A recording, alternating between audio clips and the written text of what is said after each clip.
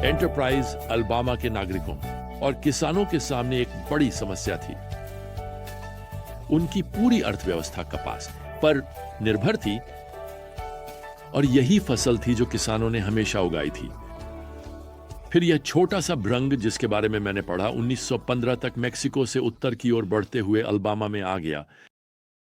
कुछ साल बाद इस छोटे से कीड़े, जिसे बोल वीविल के नाम से जाना जाता है, ने सभी कपास के खेतों को चट कर दिया।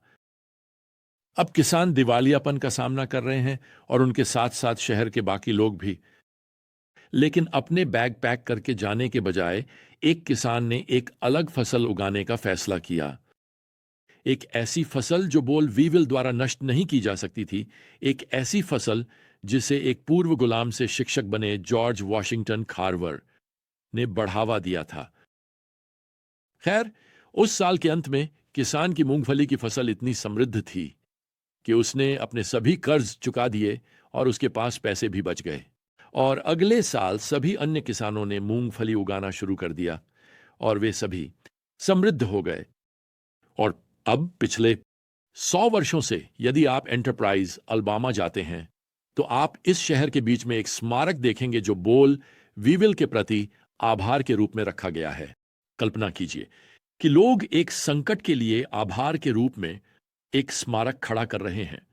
खैर, यह एक ऐसा संकट था जो अंततः एक आशीर्वाद में बदल गया। खैर, एक सफल किसान और व्यवसायी जिसका नाम जॉब है, उसे यह नहीं पता कि एक घातक कीट उसके क्षेत्र में प्रवेश कर रहा है। और यह कोई बीटल नहीं है, यह बेल्जेबुल है, स्वयं शैतान।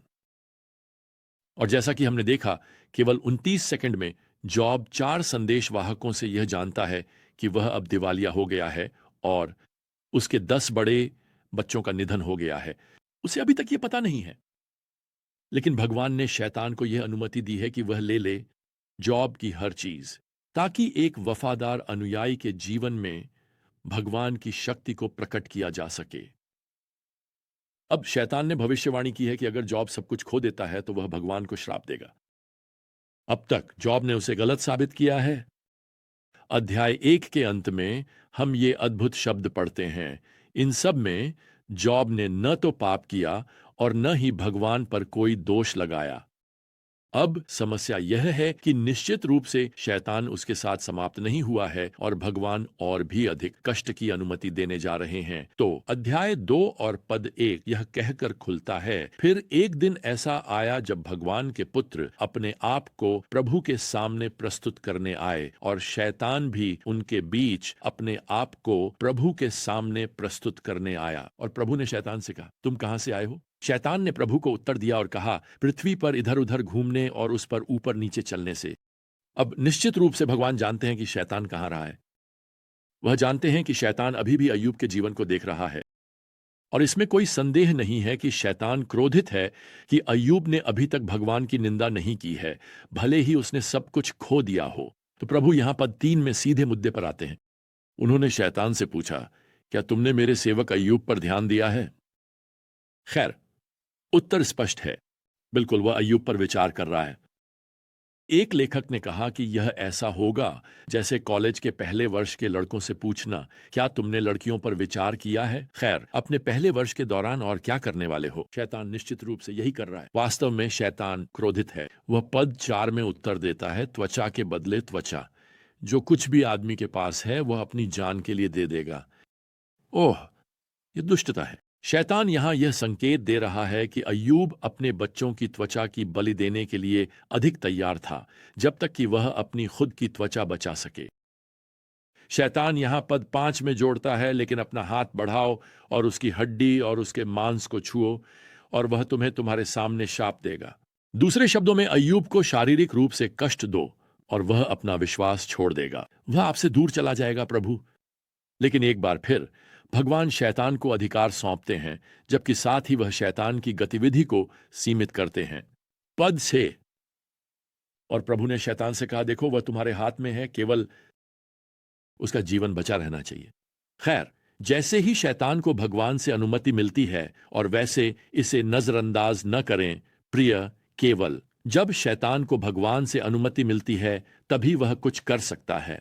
अय्यूब के लिए यहां पद 7 हमें बताता है, तो शैतान प्रभु की उपस्थिति से बाहर चला गया और अय्यूब को घृणित फोड़ों से मारा, और उसके पैर के तलवे से लेकर उसके सिर के मुकुट तक।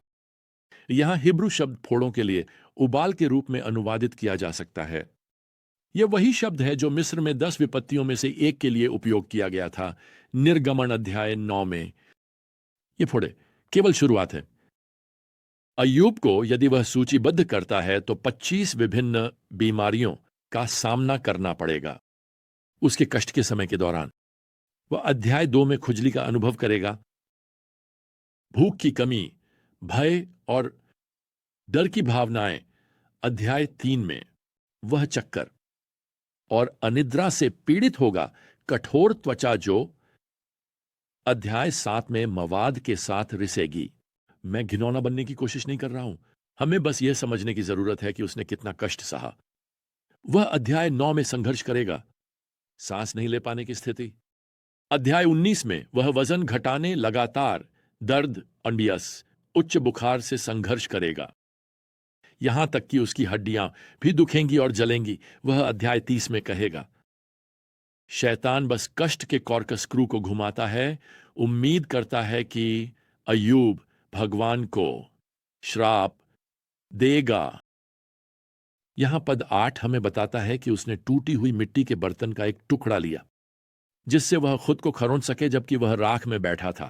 तो यह बात समझ लीजिए, इस समय नौकरी का मतलब घर पर साफ चादर पर लेटना नहीं है। उसके पास निजी चिकित्सा कर्मचारी नहीं है, वह राख में बैठा है।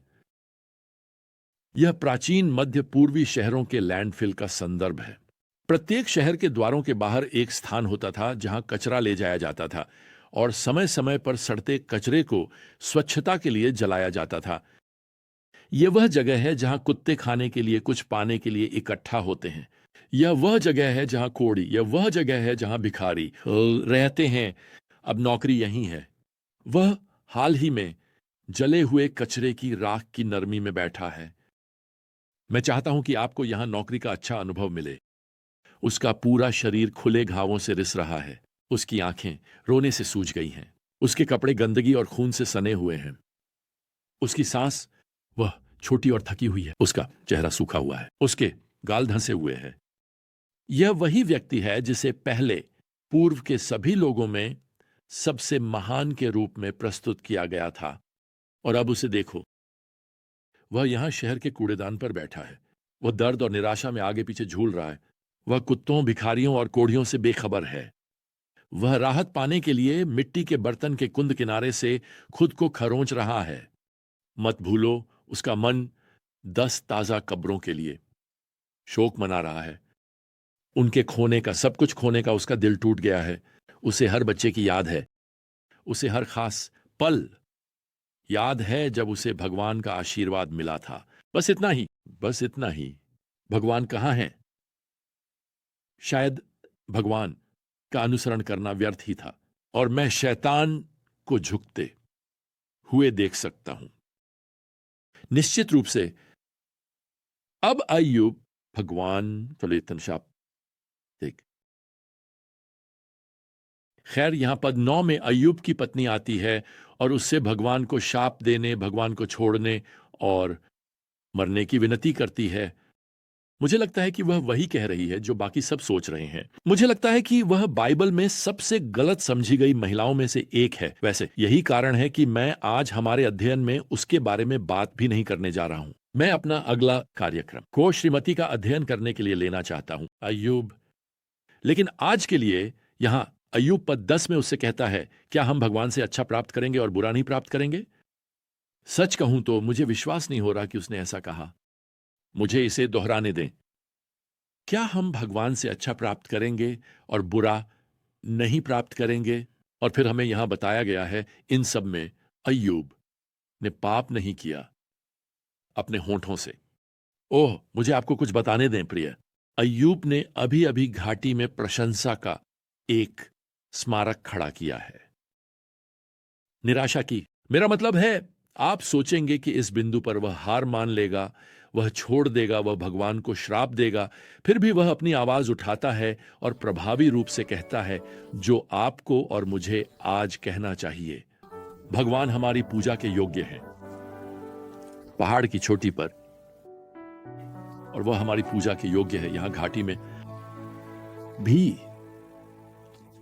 खैर, इसके साथ हमें आज के लिए रुकना होगा। हमारे अगले सत्र तक साथ में प्रभु यीशु मसीह की कृपा और भगवान का प्रेम और पवित्र आत्मा की संगति आप सभी के साथ हो। आमीन।